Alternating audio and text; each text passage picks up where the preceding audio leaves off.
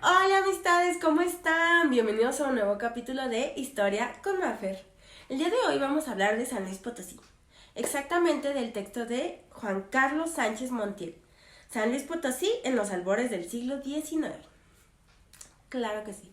Vamos a empezar con el contexto de las audiencias de México y de Nueva Galicia.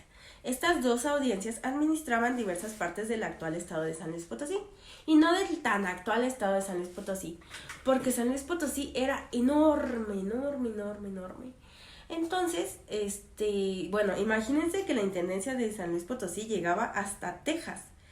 El resto de las provincias internas estaban sujetas por San Luis Potosí solo para la administración de la Real Hacienda, pues en el aspecto militar cada uno tenía su propia comandancia. San Luis Potosí era un lugar heterogéneo por la variedad de poblados. Valles y San Luis Potosí eran los que contaban con más cantidad de poblados. Esto es importante tenerlo en cuenta, más que nada por el tiempo que va a estar vigente la Constitución de Cádiz. ¿Cuáles son los partidos que existían en ese momento aquí en el estado? Pues claro, San Luis Potosí, Villa de Valles, Río Verde, Guadalcázar, Santa María del Río, Venado, Salinas de Peñón Blanco y Charcas. Para 1809, la ciudad contaba con un conjunto de barrios periféricos con más de 25,000 almas. En este momento, en los momentos en que rige la iglesia más que el estado, se habla de almas. Ellos tienen su conteo de almas, que son personas. Entonces vamos a hablar como pues se hablaba en esa época. Y esos barrios que pues se decían, pues que menciona Sánchez Montiel, son los barrios que existen actualmente, los 7 barrios. La presencia de pueblos pues estaba relacionada con el número de parroquias que había. Bueno, en San Luis Potosí, como en muchas partes de México, llegaron las noticias de la insurgencia de Hidalgo.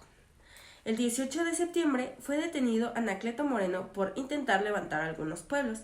Pero como les mencionaba en el podcast anterior, pues aquí teníamos a Félix María Calleja, el cual se había relacionado con grupos de poder, los cuales le ayudaron pues a combatir a Hidalgo e insurrecciones locales. Tal vez Félix estaba peleando pues más a nivel nacional, por así decirlo, pero pues las élites locales lo ayudaban a combatir aquí en San Luis Potosí. Estas élites se fortalecieron y los terratenientes también apoyaron a Calleja con hombres. Tras su salida, en octubre de 1810, la provincia quedó desprotegida. Claro que sí. Teníamos al gran Félix María Calleja aquí en la ciudad, y que se fuera nos dejó desprotegidos. ¿Y qué empezó a pasar? Por ejemplo, a principios de 1811 se perdió el control de los partidos de Río Verde y Valles. Del 11 al 17 de noviembre de 1810, los rebeldes locales, junto con la ayuda de José Rafael Iriarte, tomaron la capital potosina. Muchos van a decir no, y otros sí. Depende en qué bando estés. Por lo cual Calleja regresó en marzo de 1811, retomando el control de la capital. O sea, estamos en noviembre, diciembre, enero, febrero, marzo. 4 meses los rebeldes estuvieron a cargo de la capital potosina.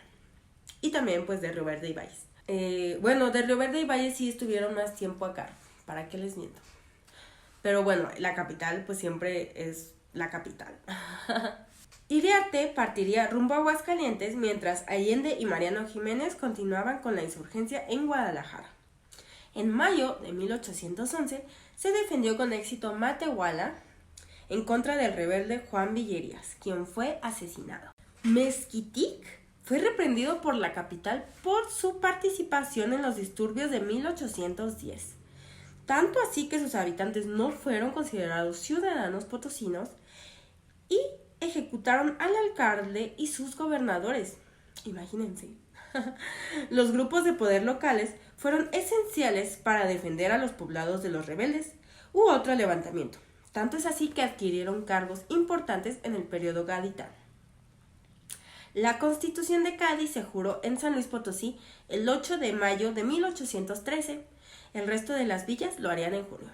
En San Luis Potosí no fue posible la creación de ayuntamientos de acuerdo con lo que se establecía en la Constitución, por lo cual se crearon 33 ayuntamientos.